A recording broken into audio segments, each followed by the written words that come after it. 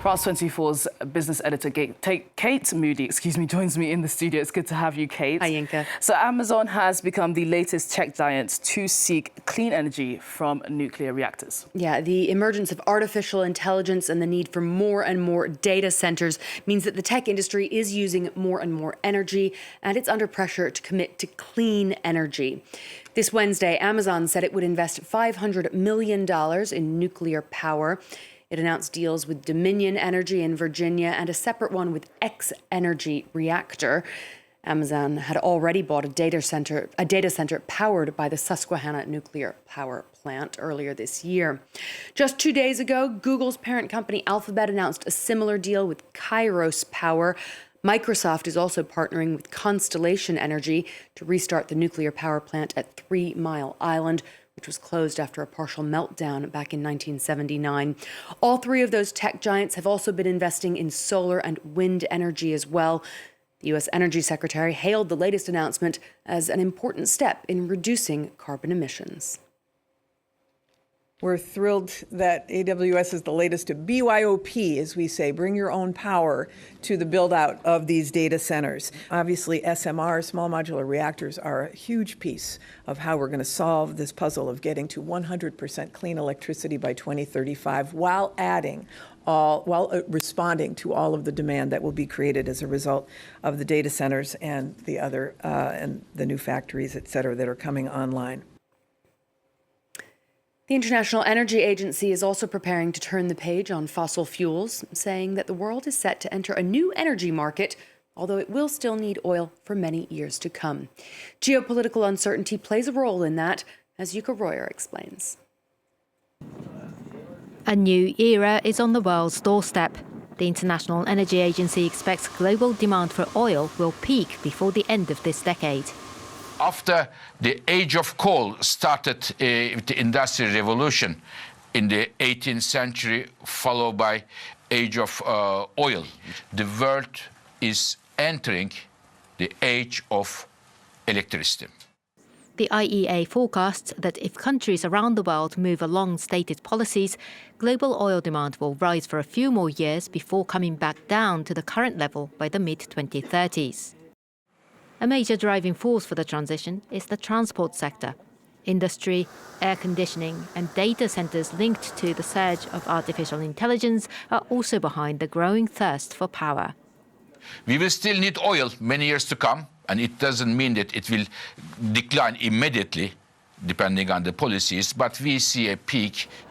The agency suggests that surplus supplies of fossil fuels could help finance the energy transition. However, the current geopolitical tensions are a serious concern, as about 20% of global oil and liquefied natural gas passes through the Strait of Hormuz. With nearly $2 trillion in investments flowing into clean energy projects each year, renewables are entering the energy system at an unprecedented rate. Together with nuclear power, low-emissions sources are set to generate more than half of the world's electricity before 2030, with a power generation capacity of 10,000 gigawatts. While it is enough to push coal-fired generation into decline, demand for electricity is set to outpace growth in clean power generation in the near term, meaning coal power use will decrease more slowly than previously expected. The European aerospace giant Airbus has announced a fresh round of job cuts, citing a complex business environment.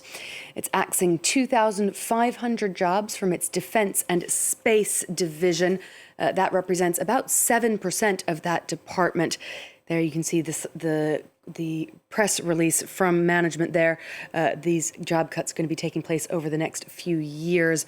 It follows on the heels of even bigger layoffs at its U.S. rival Boeing, 17,000 job cuts there, or 10% of Boeing's global workforce. Now, Boeing is dealing with its own challenges, including an ongoing strike by 33,000 workers and a series of safety scandals and financial problems. But the move by Airbus underscores the turbulence facing the industry as a whole. Here's the reaction from some Airbus employees this Wednesday. The numbers weren't very good. Competition is fierce in the satellite market, with Americans doing very well. So I think there were several different factors that weighed on us. We have a huge number of orders. The only difficulty that we know on the ground is the difficulty in delivering satellite orders on time. When we have difficulty meeting delivery targets, cutting jobs doesn't make any sense. Sustainability is the buzzword in practically every industry at the moment as companies try to reduce their carbon footprint. The drinks industry is no exception. Producers are facing pressure to reduce emissions linked to ingredients, manufacturing and packaging. In 2021, the beverage industry around the world emitted 1.5 billion tons of CO2.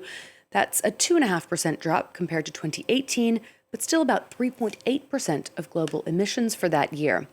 I've been speaking to sustainability consultant Anne Jones about the dual challenge of reducing waste from packaging and raw materials.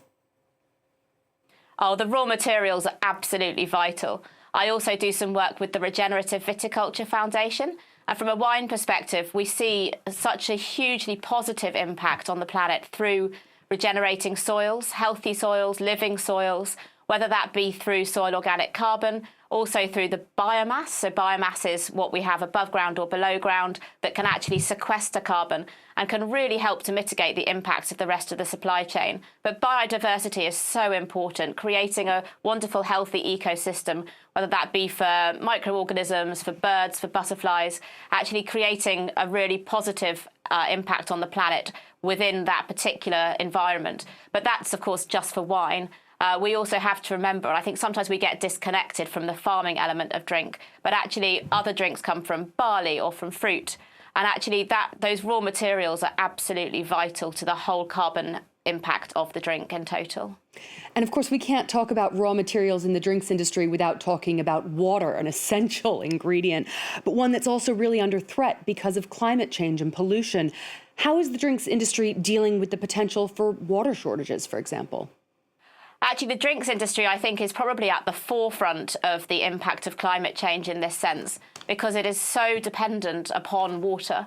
What we're seeing is a huge difference between some regions that are potentially affected, so the Roussillon, for example, where we're seeing extended droughts, and then further north, perhaps in Champagne or the Loire, where we're seeing increasingly unpredictable water events, so really heavy storms, potentially aligned with warmer temperatures that are creating disease pressure. So the wine industry, I think, is really aware of the impact of water and water availability. And we're seeing people mitigating this in lots of different ways, because we understand that irrigation is not necessarily the answer. So we're seeing people looking at having healthy living root systems that enable water retention in the vineyard. And then within the spirits industry, we're seeing people becoming ever more efficient through improvements in technology and innovation, as well as the use and reuse of water, whether that be through filtering systems, whether that be natural filtering systems or new technology, as well as recapturing water that has previously been used. So that's called grey water, and using it for other purposes in the distillery. And you can catch the rest of our interview about sustainability in the drinks industry in this week's People and Profit.